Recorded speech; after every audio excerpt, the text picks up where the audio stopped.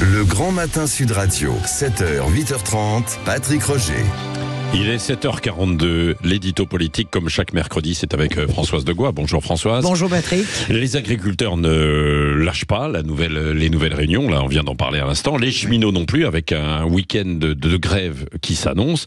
Le gouvernement est sous pression, Françoise. Oui, avec double pression, avec les agriculteurs qui trouvent que ça ne va pas assez vite. Exactement ce que nous disait Jean-Jacques à l'antenne il y a quelques minutes. Pas assez vite sur les 400 millions d'euros, pas assez vite sur la suspension du plan Écophyto, c'est-à-dire la pause dans l'utilisation des pesticides, pas assez vite dans la fin de la surperposition des normes, la surtransposition des normes. Et puis ils ont un moyen de pression formidable, là, les agriculteurs. C'est le salon de l'agriculture qui s'ouvre dans 10 jours, 10 jours, pardon. La vitrine est le passage obligé pour tous les politiques, et quand ça se passe mal, eh bien Patrick, c'est désastreux et durable en termes d'image. On se souvient de Lionel Jospin en 2001, littéralement hué pendant de longues minutes et qui a ramassé des œufs d'ailleurs, à tel point que ses officiers de sécurité ont dû déployer les protections en Kevlar. Terrible image en parallèle avec un Jacques Chirac triomphant dans ce salon, c'était la veille. On se souvient aussi de François Hollande en 2016, hué pendant de longues minutes également par les éleveurs.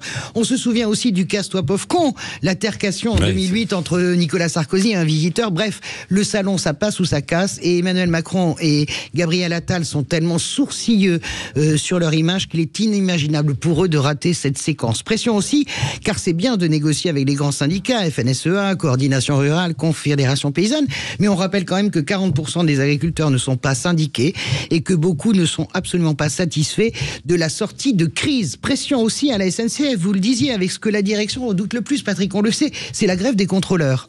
S'il n'y a pas de contrôleurs dans le train, eh bien le train ne roule pas.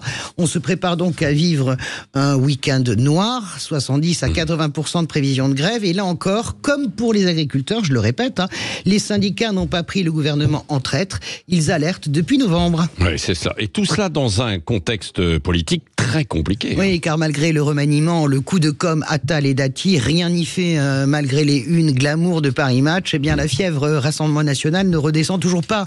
Toujours 10 à 11 points d'écart entre la liste Macron, dont on ne sait d'ailleurs pas qui va la conduire, et la liste Bardella. Il est évident que plus le gouvernement marche dans les brisées du RN, notamment sur l'immigration ou le droit du sol à Mayotte, plus il valide en fait la crédibilité du Rassemblement National dans l'opinion.